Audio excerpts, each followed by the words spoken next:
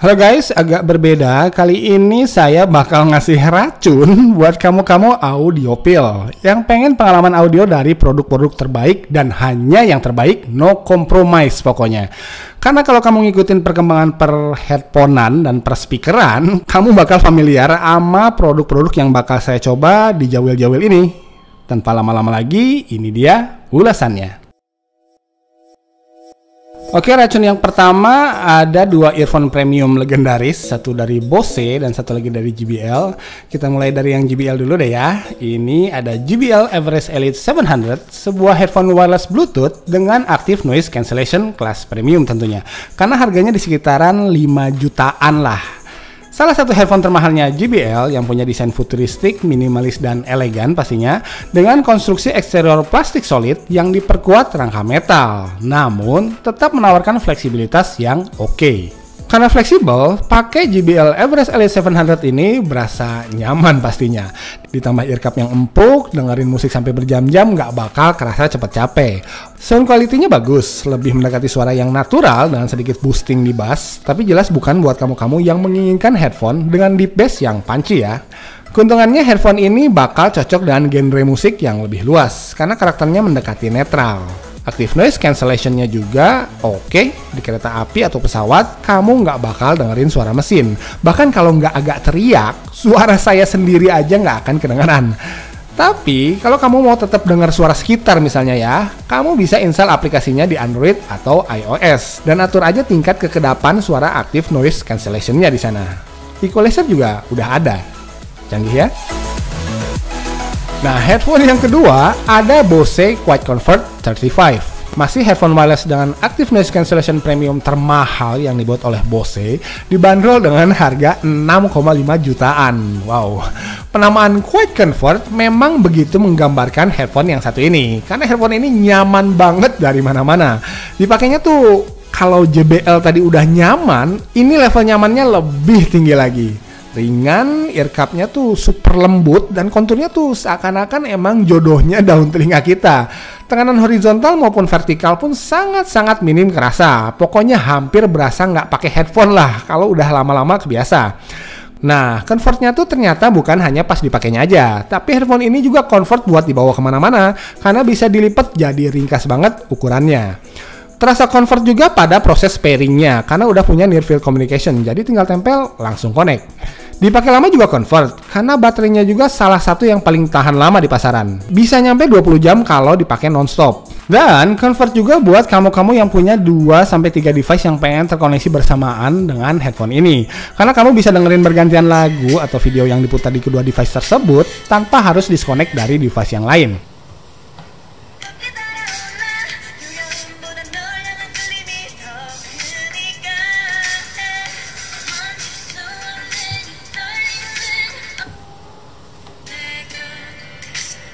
Kalau JBL Everest tadi suaranya natural, nah Bose ini suaranya lebih natural lagi. Karakternya hangat, sama sekali nggak berat.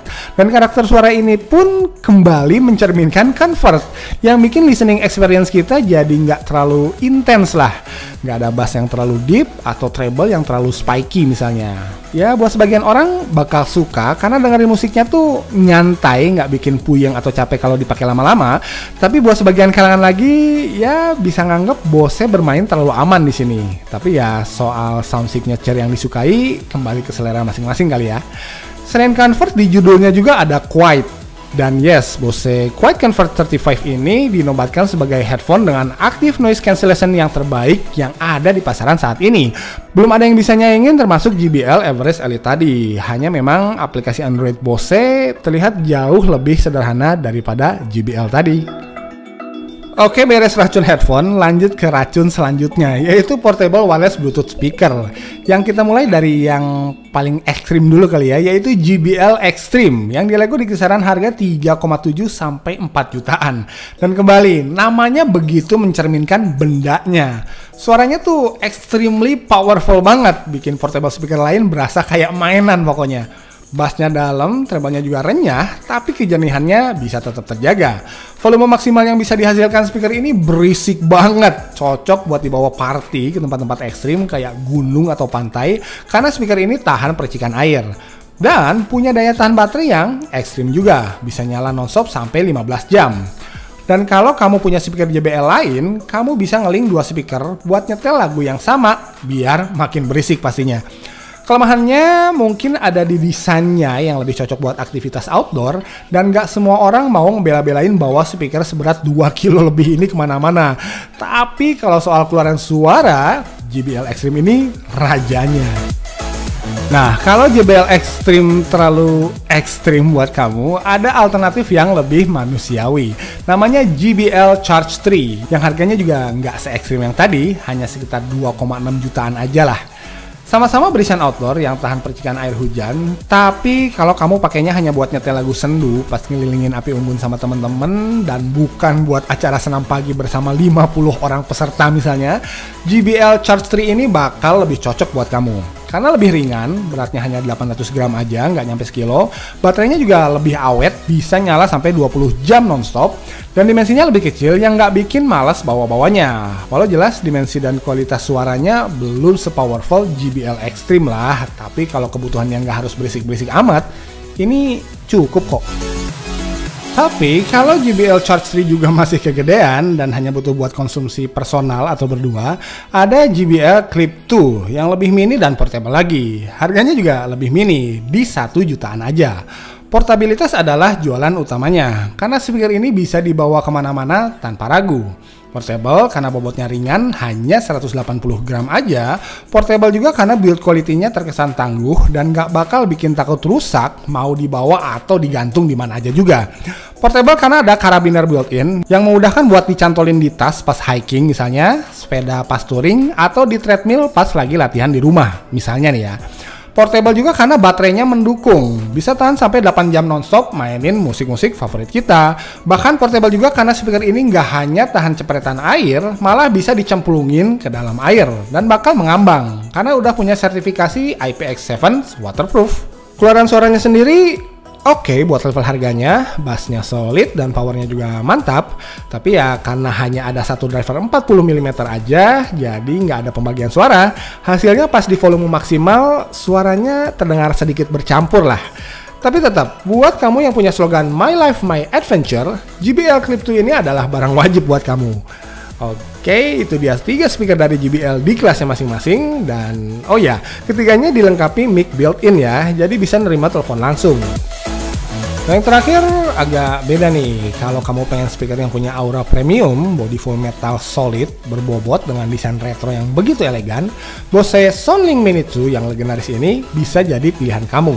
Speaker ini akan sangat menyatu bila diletakkan di meja bos-bos yang hanya terisi sama pernak-pernik pilihan berkualitas tinggi.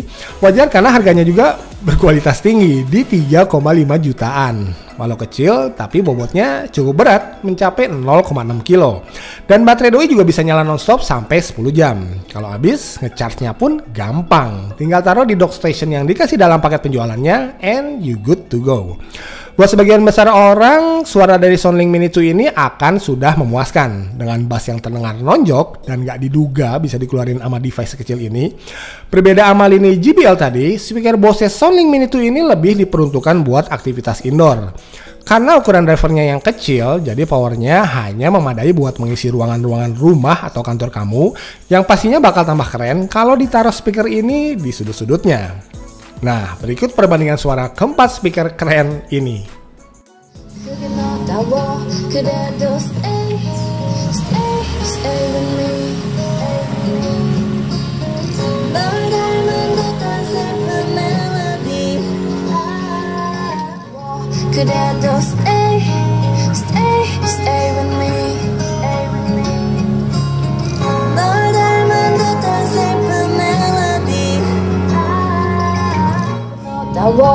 그래도 stay, stay, stay with me.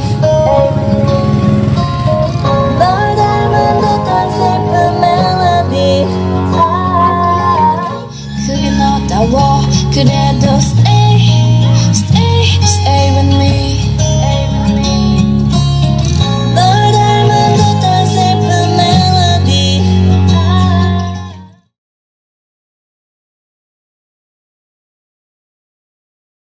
Oke guys, beres racun buat yang hobi jedak-jeduk. Sekarang saya punya racun buat kamu yang hobi jepret-jepret. Ada beberapa pilihan kamera yang masing-masing punya keunikannya tersendiri. Langsung aja kita mulai. Ini dia yang pertama. Pertama-tama ada dua kamera semi profesional yang sedang saya pegang, yaitu DSLR Nikon D3400 dan mirrorless kamera Canon EOS M10. Untuk tahu contoh rekaman videonya, saya syuting Nikon D3400-nya pakai kamera Canon. Dan sebaliknya, saya syuting Canon EOS M10-nya pakai kamera Nikon. Oke, ada keterangannya kok di pojok kanan atas, footage-nya ini direkam pakai kamera apa. Oke, yang pertama saya punya kamera DSLR entry level terbaru dari Nikon, yaitu Nikon D3400 yang harganya ya di kisaran 5,5 jutaan lah sekarang. Penerus dari Nikon D3300 yang lama yang kira-kira udah 2 tahunan warawiri di pasaran, yang tentunya ditambahkan beberapa upgrade di sana sini. Seperti di D3400 ini sekarang udah ada low powered Bluetooth built-in yang kalau kamu install aplikasi Nikon SnapBridge di HP Android atau iOS kamu, tiap kamu moto, gambar versi 2 megapiksel dari foto yang 24 megapiksel itu bakal otomatis ditransfer ke HP kamu. Jadi versi mininya ya yang ditransfer, bukan versi fullnya.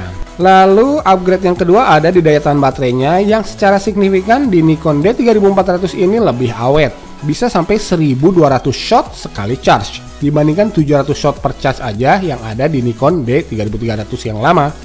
Dan upgrade yang paling oke menurut saya adalah di lensa kitnya yang udah generasi terbaru. Bisa dilihat di penamaannya yang udah AF Strip P. Kalau yang lama AF Strip S yang diklaim punya respon autofocus yang lebih cepat, akurat, dan yang paling penting hening alias silent. Dan udah saya tes, klaimnya tuh terbukti benar. Jadi nggak ada lagi suara motor autofocus cekak-cekit gitu yang sangat mengganggu pas kita lagi ngerekam video misalnya.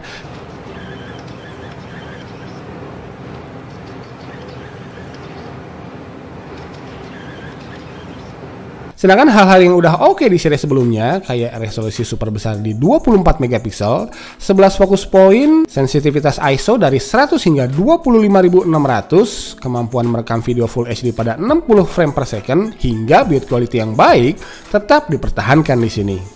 Hanya aja ada satu hal yang hilang di D3400 ini, yaitu jack 3,5 mm buat external mix yang dimiliki seri terdahulunya. Kenapa ya sekarang hilang?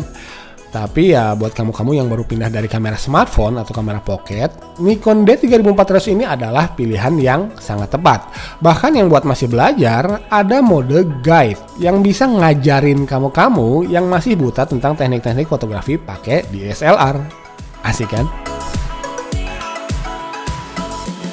Di harga yang relatif sama, ya kurang lebih 5,4 jutaan. Kalau yang kamu butuhkan adalah kamera dengan portabilitas yang lebih baik, ada kamera mirrorless kelas entry level terbaru dari Canon, yaitu EOS M10. Bodi dan lensanya jelas lebih ringkas, udah touchscreen dan displaynya juga bisa disesuaikan sampai ngadep ke depan 180 derajat, sangat ngebantu kalau mau selfie atau ambil gambar low angle. Autofocus poinnya juga melimpah hingga 49 poin, dan yang melimpah juga konektivitasnya karena udah disupport WiFi bahkan near field communication. Hasilnya, fitur-fitur yang ada di aplikasi Canon pada Android dan iOS kembali lebih melimpah di sini. Hanya memang resolusi kameranya di 18 megapiksel aja dan resolusi perekaman videonya pun masih di bawah Nikon. Dan kalau kamu mau pakai flash dan mikrofon eksternal pun ya nggak bisa di sini karena nggak ada hot shoe dan external mic input. Jadi ya memang kamera ini lebih diperuntukkan untuk pengguna pemula karena banyak fitur-fitur yang di-courting. Tapi kalau ngomongin picture quality, untuk kelasnya EOS M10 ini bisa menghasilkan kualitas tangkapan yang excellent. Penguncian fokus pun terasa gesit dan hening. Ditambah penggunaannya yang mudah, pakai touchscreen jadi berasa pakai kamera HP. Sukses bikin Canon EOS M10 ini sangat ideal buat kamu-kamu yang pengen mulai serius belajar fotografi misalnya, atau pengen desain yang compact dan pengen harga yang terjangkau pula dengan picture quality yang bagus. Ini dia contoh-contoh hasil foto dan video dua kamera entry level terbaru dari Nikon dan Canon.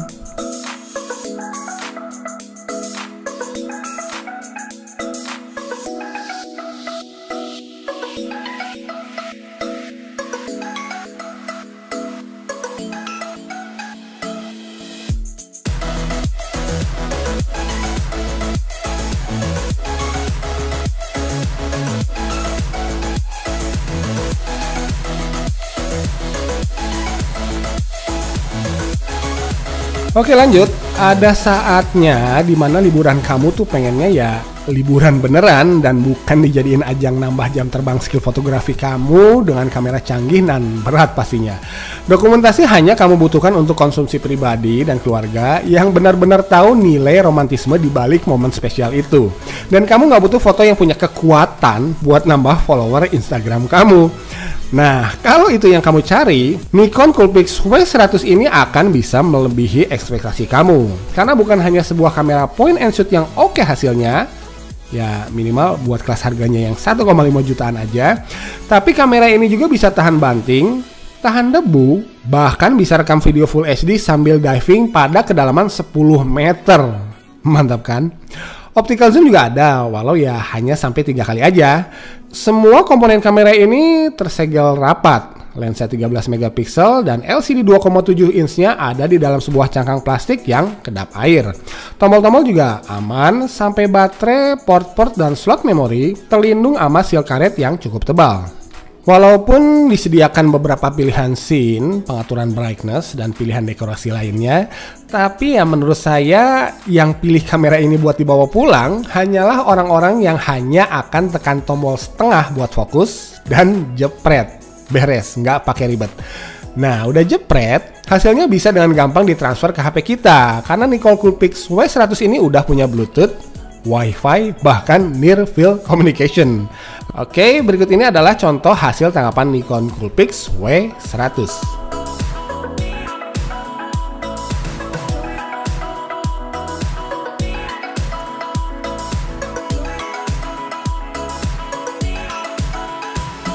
Pernah dengar merek HP Elephone nggak? Nah, ternyata doi nggak hanya buat smartphone aja men, tapi juga bikin smartwatch, kamera action, dan yang sekarang bakal saya ulas, kamera 360 yang diberi nama Elecam 360. Apa itu kamera 360? Simpelnya adalah kamera yang bisa memotret atau merekam video dengan sudut pandang 360 derajat. Jadi yang lihat hasil foto atau videonya akan berasa ada di dalam ruangan yang sama dengan si pemotret, asalkan pakai alat bantu smartphone bergyroskop plus VR headset.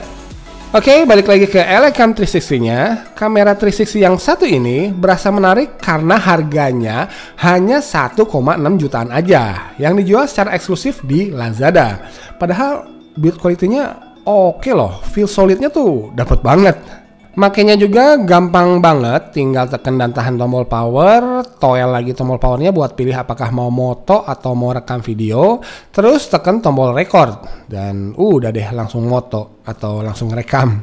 Ada satu tombol lagi yaitu tombol Wi-Fi, tapi sebelum ngutak-ngatik tombol yang satu ini, sebaiknya install dulu aplikasi Elecam 360 dari Play Store di HP Android atau iOS kamu.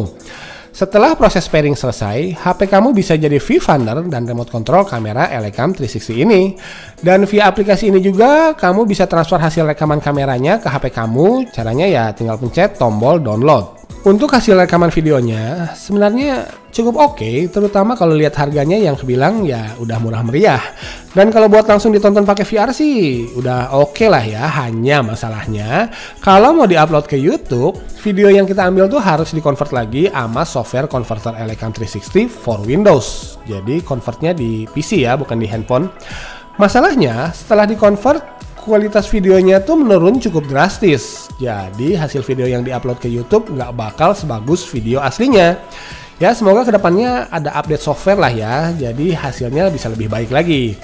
Kamu bisa lihat contoh video setelah dikonvert dan diupload ke YouTube di link yang ada pada kolom deskripsi di bawah. Oke guys, itu dia racun-racun yang bisa saya cekokin buat kamu. Silahkan diborong semuanya di event tahunan 11/11/2016 Lazada Online Revolution yang pastinya menawarkan banyak banget diskon. Yang jelas bikin belanja kamu makin hemat. Kalau bukan sekarang, kapan lagi? Jadi pantengin terus lazada.co.id, ikutin juga newsletternya, dan follow semua akun sosmednya Lazada. Yang linknya ada di bawah pokoknya semuanya. Kalau nggak mau ketinggalan dan kehabisan stoknya. Oke, semua link pembelian racun-racun tadi juga lengkap semuanya di kolom deskripsi di bawah juga. Oke guys, thanks for watching. Semoga ada manfaatnya. See you on the next video. Assalamualaikum warahmatullahi wabarakatuh.